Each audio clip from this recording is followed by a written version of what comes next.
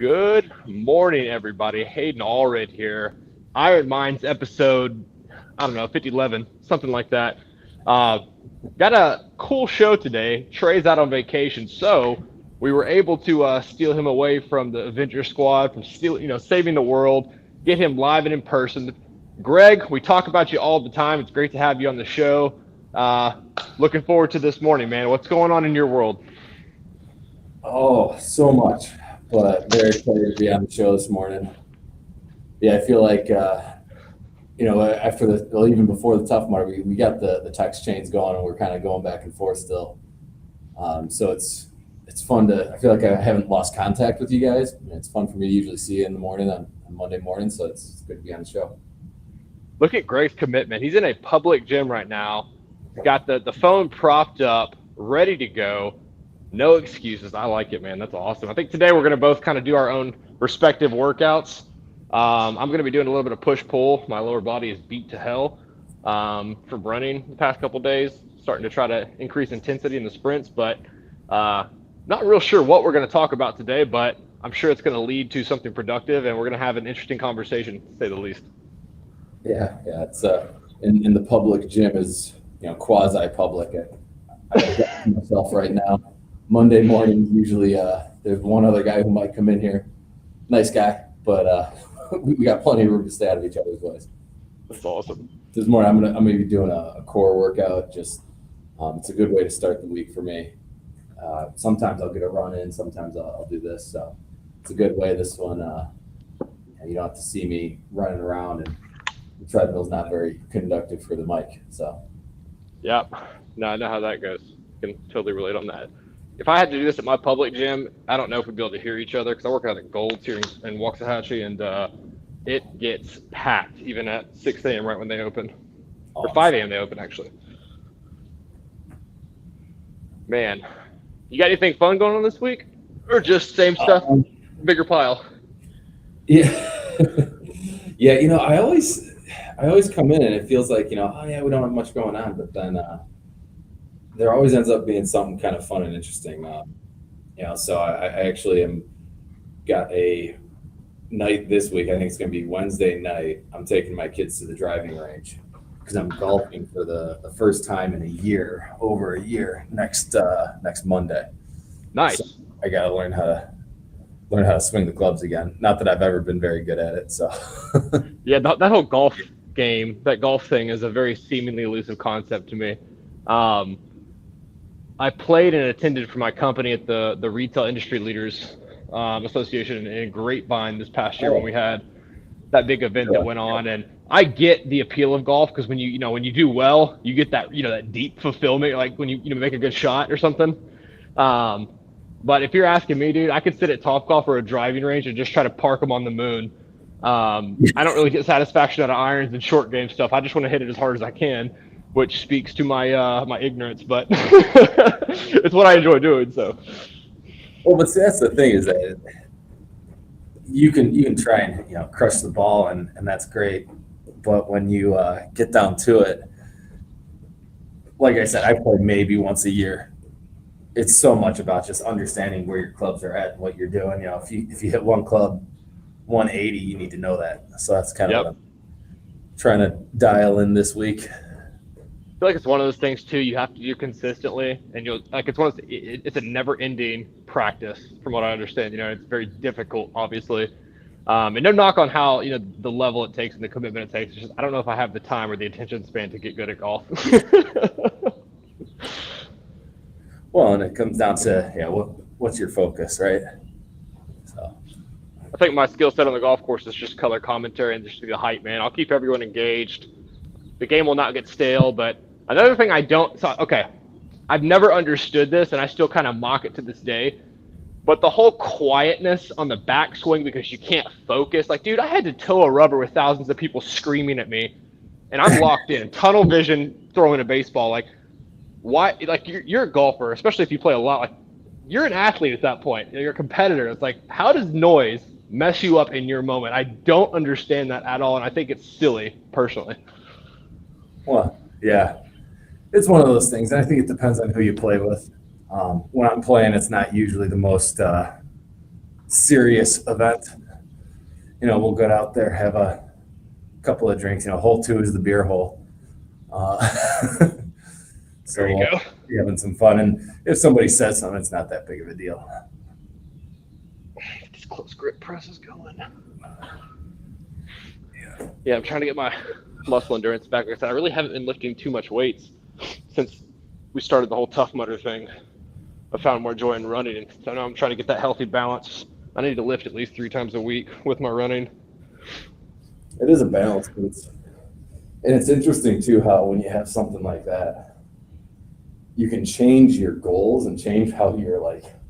You really have to look at it and say, okay, before my goal is just to be as strong as possible, to do as much as possible, lift as heavy a weight or whatever, right?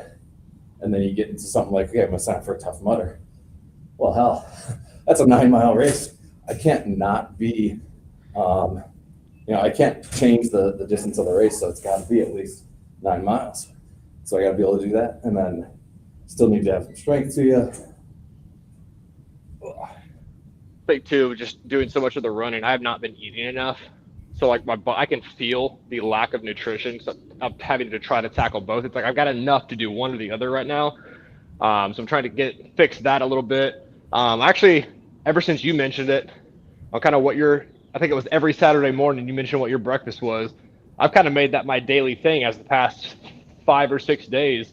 It's just some steel cut oats, scoop of whey protein, and some peanut butter, man, and like a little bit of cinnamon in there. Dude, it's been awesome. I'm loving it. No, it's funny because I think you were telling me you were doing pretty. I don't want to say low carb, but you had a lot of protein in your diet, and it was. I don't know if you were focusing on like anything else, but for me, I do usually an intermittent fasting, Monday through Friday. Yep. So like right now, I'm technically fasted, right? Yep.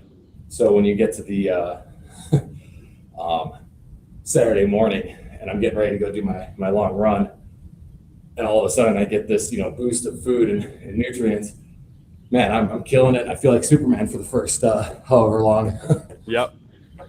Yeah, I was doing carnivore, and as much as I love doing it because I can just eat steak all day, honestly, it never gets old. It's kind of difficult to do and sustain when you've got 3 little kids. And I could do it. I could make accommodations to do it myself, but honestly, I just don't think it's worth the mental effort. And I do like carbs. So I kind of, after the Tough Mudder, or kind of shortly leading up to the Tough Mudder, I backed off of that and started eating north. But I think it's really all about balance, man. So I'm trying to find that because I did not have that before. I ate like a child with a never-ending garbage disposal of the stomach, and it just was not feeling it.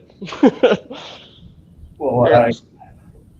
I always, whenever I'm looking at a nutrition plan or whatever, because I'll test stuff out and see what works for me. I think everybody should do that. Oh, all right, there's my first minute. Everybody should do that, but one of the key principles that I have is it has to be something that's not going to be disruptive to my wife and kids. If I want to try and do, if I wanted to try and do carnivore, it would have to be something where, okay, can I do it without having them be like, oh, why's Daddy eating steak again? Or how come I can't have, or, and I mean, they would be able to, but it's like, yeah, with this, what's going on with that? It's like, I want my family to, I want my kids to have a good relationship with food, understand that it's nutrients, understand that they can have what they want when they want it, as long as it's in moderation, etc. And I don't want to have it feel like, okay, well, we've got to cook a special meal every night for Dad. It's like, so right. My reason that I go with the intermittent fasting is that it works nicely for me. Yeah. Because I don't need to, and actually I don't need to prep nearly as much because the big trick is just you don't eat. Right. I think I can't recommend IF enough for people. Because, dude, it works well regardless. I think more people should try that if they haven't. I heard my daughter one time when I was doing the carnivore, I guess about a month and a half or 2 or so ago. She's only 9. She's already thin. She's a 2-sport athlete. And I remember her saying something about, oh, this has too many carbs. I'm like, she mentioned too many carbs and I'm like, you're a kid, one. Like, you don't have to worry about, like, we're not even getting into that. And then two, I was like, you know what? I got to make sure she understands kind of exactly as you mentioned. It's funny you brought that up. Like, having that healthy relationship with food and not having this weird lens just because of the way I'm eating or because of what my wife says in our diet and stuff like that. It's like, all right, hold on. We need to re-engage this conversation in a different way because I definitely don't want my kids having an unhealthy relationship with food, like you mentioned. Yeah. Well, and one of the biggest, difficulties or hurdles for that is they have to understand that there's no one. It's not just, oh, well, you need less of this or that. It really is a balancing act. And there's also such different needs for each person. Like, it's one, like, I was like, baby, I'm a almost 32-year-old person who has a lot of body fat to lose right now, and I'm training for a certain event. Like, we're not coming from the same angle on this. Like, don't worry. Yeah. I said, you're a kid. You run, like, eat everything. You just keep eating right now. You stay fueled. That's what you need. Man, I'm really excited for Tough Mudder in October 29th here in Dallas. That's going to be a blast. Yeah. You going to be able to make that one? Make that one. I'm actually, because I think that's the weekend before, either TIA or Freight List. But I've got my big event this year coming up August 27th. So, and that's kind of that's what I've geared my training program to. There you go. By August 27th. Hopefully August 26th. Get one day there. That'll be good, man. And that's your infinite Tough Mudder where you run for all day? Yeah. Yeah, it's I'll go off with the first wave at 7:30, and they pull you off the course at 5:30 in the evening. So the goal is 50K. Man. I feel like that would be a lot. It's definitely something that's, pushing me outside my comfort zone. It's not something that I'm going to be able to roll out of bed and just like, oh yeah, I'll be fine. But man, that's going to be epic, dude. If there's one person I know that can do it, it's going to be you. Speaking of super endurance, what's up, Scott? Got Scott tuning in. He says he has not missed one yet. I love that. That's awesome. Great sense. Josh Harrison. If you haven't had a conversation with Josh Harrison, connect with him. He works over at TQL, and this guy just wakes up and pushes his kids in a side-by-side stroller for no less than 10 miles a day. Yeah. Some days it's 20 to 25. Josh, you're an absolute animal, dude. Yeah, I think I saw something. He had I think it was a video or something where might have been, he was booking freight and he had to run out and post about how like TQL's done a good job by him by letting him maintain his workout regimen.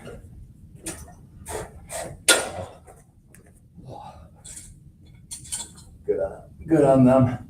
That's something that a lot of employers have done, like, give people the flexibility to do what they need to do.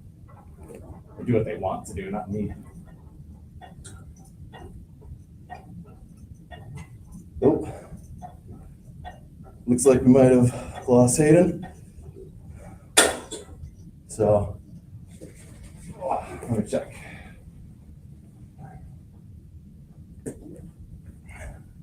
Yeah, so one thing Hayden and I were talking about was the goal setting and accountability. And when you're talking about goal setting, it's important to have something that's not necessarily easy. Sometimes you see people and they'll set their stretch goals. And their primary goal, you look at it and you set the stretch goal, and that's what your real goal is, and the primary goal is just so you don't fail something. And when you're doing that, you're kind of setting yourself up where you're not going to be missing. And then when you hit that goal, you might not feel the sense of accomplishment that you were really hoping for. So when you're doing goal setting, it's important to make sure that you are setting your one goal or your primary goal as a little bit of a stretch, a little bit of a reach. Otherwise, like I said, it's just not going to be the sense of accomplishment. And then once you get that, it comes down to, we were talking about how we've got the plan in place for our training regimens because we're doing different things. We set that plan to hit that goal. So, the plan can be changing from time to time. You may get about a quarter of the way into the plan and realize that it's not the plan that's going to get you there, and you can adjust it. But it's having the wherewithal to adjust that plan and be able to then get the new plan in place and start executing. And then after you can do that, I know Trey and Hayden have talked about it in the past, you get a little bit of accountability, and that's critical to have some accountability going for your plan. And everybody does it a little bit differently. For me, one of the things that I do, I got a couple of ways that I want to make sure I'm holding myself accountable. One, for running, I've got a whiteboard at home. And yes, I know, make fun of me for having a whiteboard at home, but I do. And on that whiteboard, every day that I run, I put the date and I put the number of miles I ran. And I've got that from the beginning of this year, because at the beginning of the year I said, well, I'm going to try and run 1,000 miles this year. I think it was Nick Raymer put out a post last December and it said, what are your goals? And so I wanted to hit 1,000 miles. So I'm like, well, if I'm going to hit 1,000 miles, I need to be able to track it. And that tracker has turned into an accountability for me. I mentioned earlier that I hurt my calf, so I haven't been able to run the past couple of weeks, really, outside of the Tough Mudder and one other attempt. But while doing that, I haven't been able to write up on that whiteboard. And I feel every time I walk by it, like, man, I wish I could get back out there, because seeing all that blank space on the whiteboard right now just makes me feel like I'm missing something. Right? And then, so that's some accountability I have with myself. And then getting over to something else, my brother and I, we actually started this years ago, where we'll send each other, kind of emails, maybe texts most days. And it's like, hey, how's it going? This is what happened on the weekend or something like that. But Monday through Friday, we'll give a little bit of a breakdown of what happened over the weekend or the day before, what we got coming up. But then it starts off, and it's funny, we both laughed about how it's the simplest thing, it's the silliest thing. But both of us have gotten so invested in it, and we're holding each other accountable. It'll start off like today. I'm getting this workout in right now. When I send them an email today, I'll start off 1 for 1, and then hopefully I get another workout in tomorrow and Wednesday. So on Wednesday I'll be 3 for 3, Thursday 4 for 4, Friday 5 for 5, and it's become a thing where we actually feel bad if I ever have to write in 2 for 3 or 0 for 1 or something like that, especially 0 for 1. It becomes kind of difficult, because you don't want to be the one that goes 0 for 1, right? It's maybe it is a little bit of a competition between two brothers. Nobody wants to lose, so I don't ever want to be 0 for 1. And I can tell you he never wants to be 0 for 1. And it's just another way that we can keep holding ourselves accountable without any other impact, right? And it's nothing that's difficult for us to do. It's just putting it out there so that somebody else that we care about knows, hey, look, I did it. And then on the other side, you feel bad if you say, oh yeah, well, I missed today. And it's interesting, because even on the days that we might miss, if I'm not at work or something and I miss a workout, I still make sure I text them, 3 for 4, 0 for 1, or whatever it is, because there is that accountability to it. And by doing that when I miss, if I make it, I'll even send them a text, 3 for 3, 4 for 4. And when you do that, all of a sudden, it comes up and you're feeling good about it, right? But you got to be able to own up when you miss, as well as so that you can take credit when you hit it, and then you get that feeling of accomplishment. Oh man.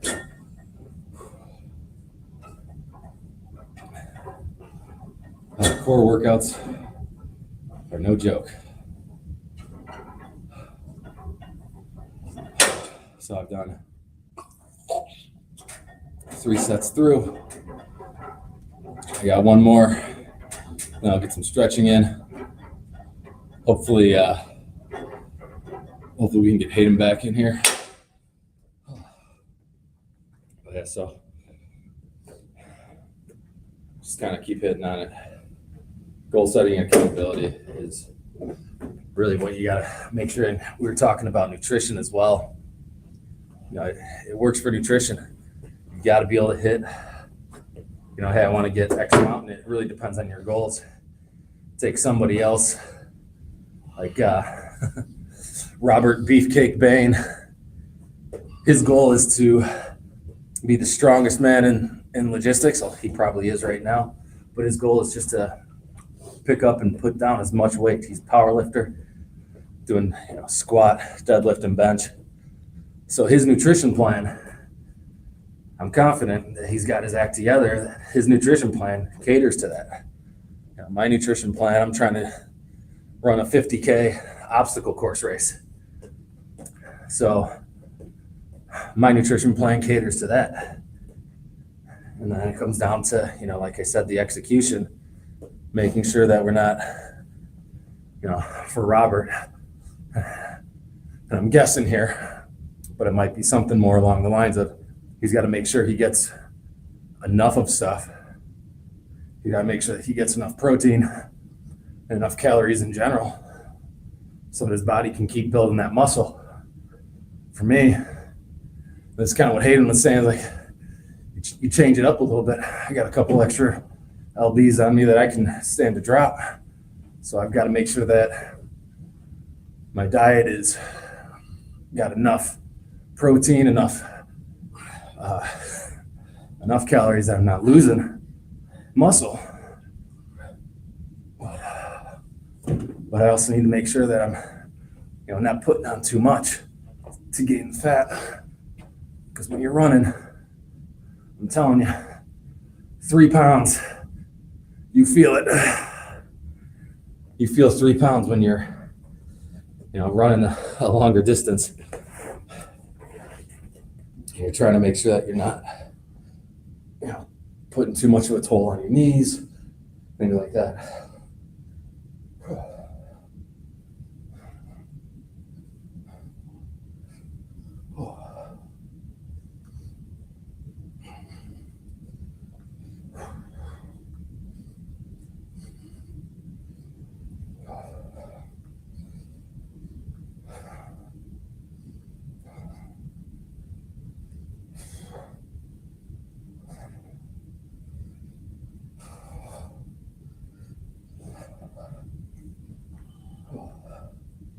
So Monday mornings are a great opportunity to get the week started right. I will say it's been helpful. I know I haven't hosted often. This is my second one in. But when I'm not hosting, I am watching. And we talk about accountability. I just want to be able to get up and make sure that I'm seeing it. I'll usually send a comment or something. And it's not something that I've made any sort of conversation with Trey and Hayden about. But when I'm making that comment, it's like, hey, here's my mark. I was there, right? I got up at 6 a.m. I was working out.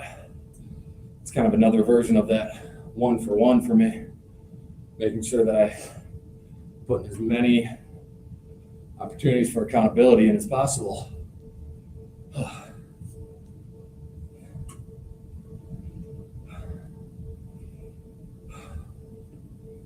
And you can create them yourself. I think Trey had something in the notes about Kobe Bryant. And you hear about Kobe Bryant comparisons to Michael Jordan. One of the things that they would do is they would constantly create ways in their head to really push themselves. I'm not as big of an expert on Kobe as most, but I know Michael Jordan had one game where, I forget who it was, but there's some average player. They ended up beating the Bulls, and at the end of the game, he goes up to Jordan. He goes, "Nice game, Mike." And it was the first of a back-to-back. And Jordan, you hear Jordan tell the story. He says it now with a little bit of a smirk. Like maybe he created a little bit more out of it than there really was. But that's what he did to get himself in that mindset. Kobe had the Mamba mentality. And it was similar with Jordan. He had that mentality where he was going to do whatever it took. And but at the Last Dance on ESPN, they were talking about he was at a restaurant and a UNC coach was at the restaurant too. UNC coach didn't do anything, didn't give him a stink eye or anything like that. He just didn't stop by to say hi to Jordan. And Jordan took that as a slight to give him an edge, something in that next game that he was going to be holding against them so he could really get after him.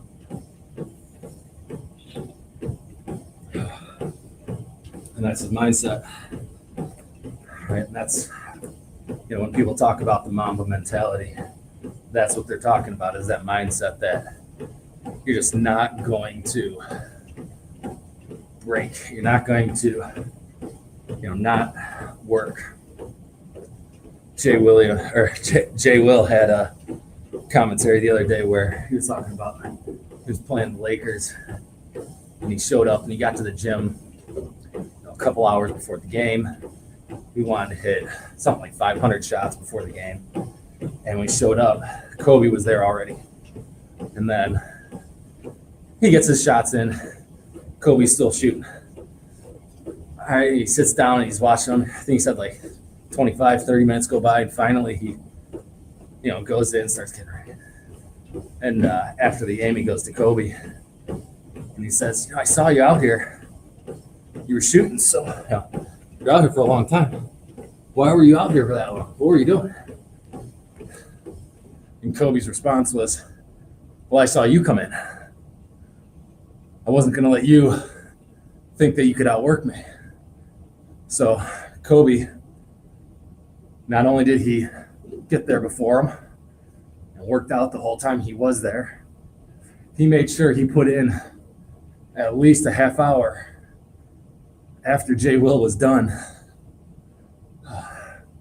in order to really cement it in his head that, hey, you think you're in shape, you think you're good, you got nothing on me.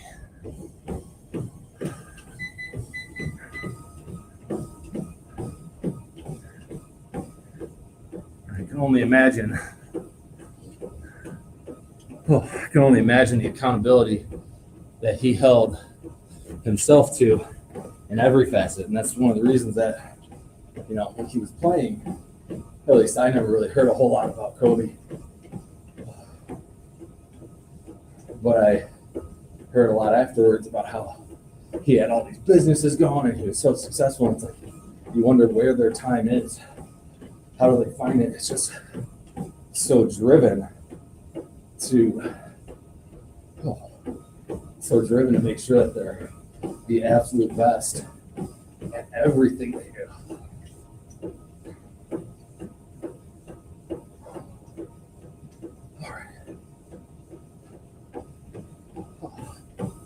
this last set through stuff.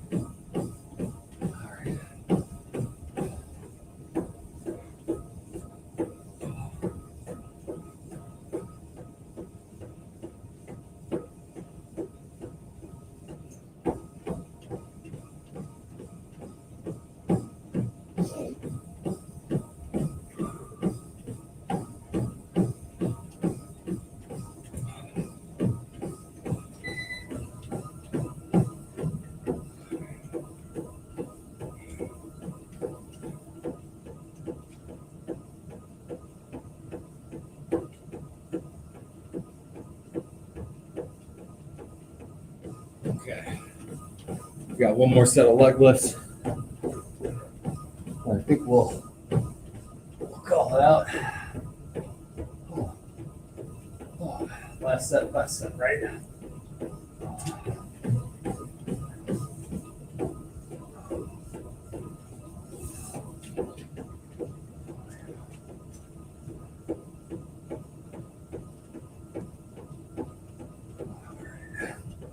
So coming on up to the best part of the workout is when you've done it.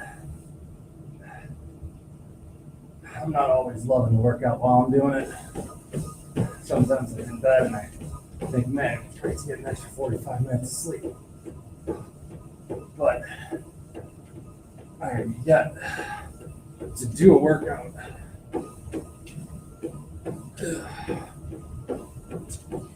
And then after the workout's done, not be happy that I did it. So, there we are. In case anybody was wondering, don't need some high-tech stuff. This is all I used for the workout. Little Post-it, a couple of notes, a mat, 15K dumbbell. And the dumbbell was really unnecessary. So, all right. Well, thanks to Trey and Hayden for having me on. I appreciate the opportunity to add a little accountability because I knew I had to be on here at 6 a.m., so it forced me to get up. I don't know the exact phrase or quote that Trey likes to end every single one with, but something from Proverbs along the lines of, as iron sharpens iron, one man sharpens another. So, the idea is that we can all keep helping each other out. We can all keep helping each other get better. It's not a zero-sum game. It's, just by me improving myself, the idea is hopefully I can help somebody else improve themselves, and you can do the same thing. So as you improve yourself, you help somebody else improve themselves, and the rising tides raise all ships. So thank you. There we go, episode 11 in the books. Everybody have a fantastic week. We're out.